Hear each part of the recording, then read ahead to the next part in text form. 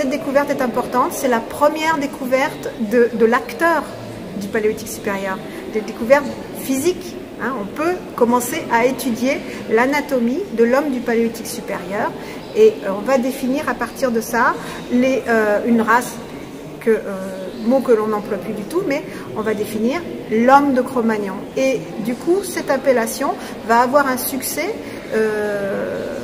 emblématique. Tout le monde sait qui est l'homme de Cro-Magnon.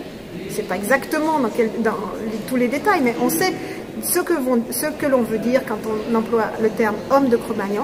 On sait qu'on veut parler des hommes anatomiquement modernes, exactement comme nous, même s'ils sont chasseurs-cueilleurs, même s'ils sont nomades, même s'ils ont quand même des modes de vie beaucoup plus rudimentaires que nous. On sait qu'ils sont artistes, on sait qu'ils ont une anatomie exactement pareille à la nôtre, et on n'a pas de raison de penser qu'ils sont moins doués ou plus intelligents, au contraire, voilà.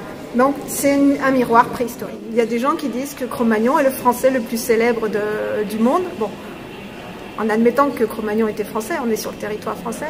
Et effectivement, c'est un terme extrêmement connu. Tous les enfants de toutes les classes scolaires qui ont fait un petit peu de préhistoire ont entendu parler de l'homme de Cro-Magnon. Et voilà.